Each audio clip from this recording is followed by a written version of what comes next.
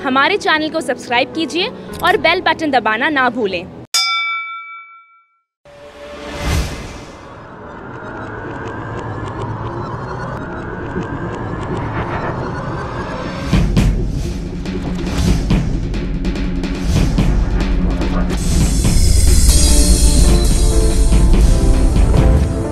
नमस्कार, आजच्या बातमीपत्रामध्ये मी तृप्ती कंसे तुमच्या सर्वांचं स्वागत करते। नजर टाकूया आजच्या प्रमुख घडामोडींवर। कोरोना विषाणूच्या महासंकटाने अंगमेहनती कष्टकऱ्यांच्या उपजीविकेवर आघात झाला आहे।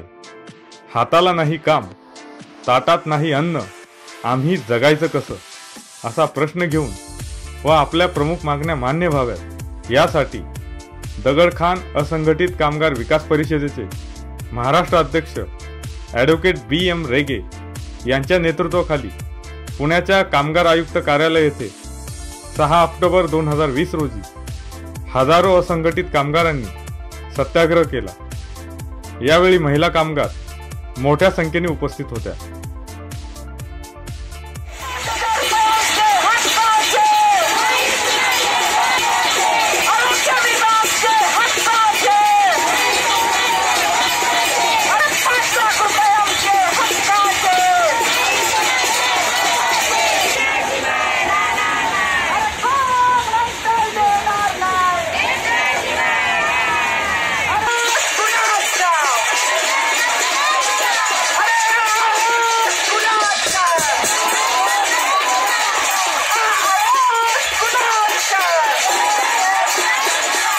ॲडव्होकेट BM रेगे, राष्ट्रीय अध्यक्ष दगडखाण कामगार परिषद महाराष्ट्र।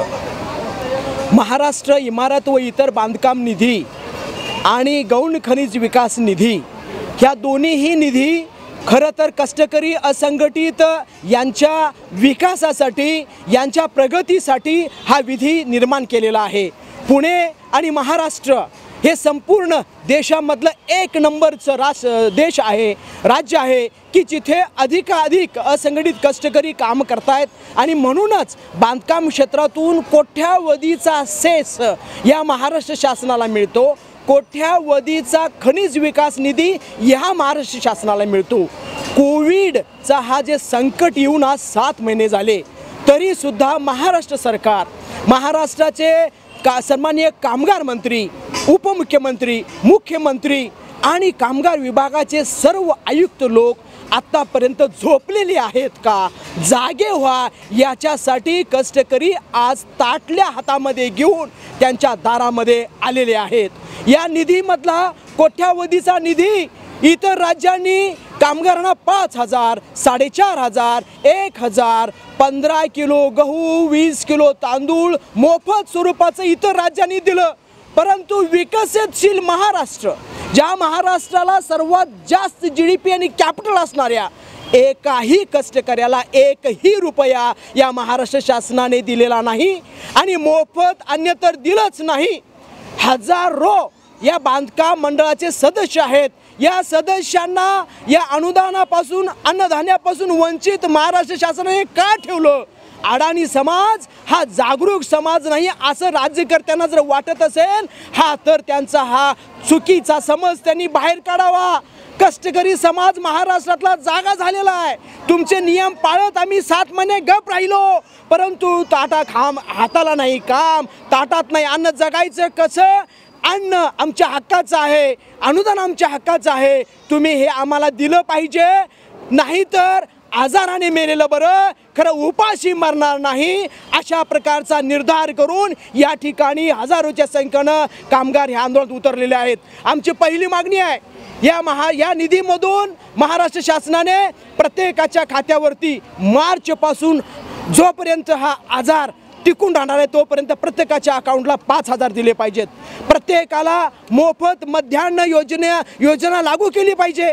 मोफत मध्यान्ह योजना देता नाही नसेल तर त्याला धान्य पुरवठा केला पाहिजे, त्यांना आरोग्य सुरक्षा दिली पाहिजे।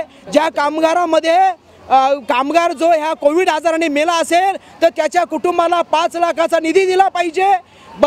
जर अन्नधान्य शिजवण्याची ठेकेदारांना ऑर्डर देण्यापेक्षा महिला बचत गटांना ते अन्न शिजवण्याचं काम दिल्यास त्यांच्या हाताला रोजगार मिळेल.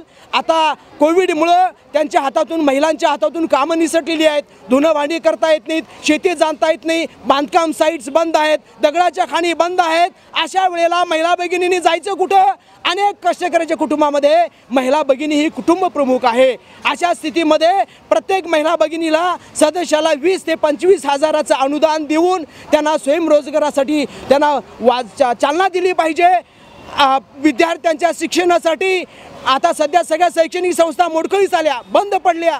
जिकडे तिकडे पैसे मागतायत, आता द्यायचे कुठून? यासाठी शासनाने शिष्यवृत्तीची योजना केली पाहिजे. कामगारांच्या मुलांसाठी विशेष शाळा, निवासी शाळा यांच्यासाठी अनुदानाची तरतूद केली पाहिजे. आणि बेघर स्थलांतरित भटक्या कामगारांच्या घरांसाठी किमान 5 लाखाचा निधी ह्या सरकारने जाहीर केला पाहिजे. अशा अनेक मागण्यांसाठीचं आजचं कामगार कार्यालयासमोरचं आंदोलन, ताटली आंदोलन, सत्याग्रह सुरू केलेला आहे. इथून पुढच्या काळामध्ये कामगार मंत्री, उपमुख्यमंत्री, मुख्यमंत्री, कामगार आयुक्तांनी जर या मागण्यांची दखल नाही घेतली तरी ते सर्व स्तरावरती सर्वांच्या दारामध्ये, कार्यालयामध्ये निर्भीडपणे ताटली घेऊन येतील. अशा वेळेला तुम्ही तुमची बाजू सावरता सावरता तुम्हाला नाकेनं होईल. कष्टकरी आक्रोश वाढलेला आहे, कष्टकऱ्यांचा आक्रोश वाढलेला आहे.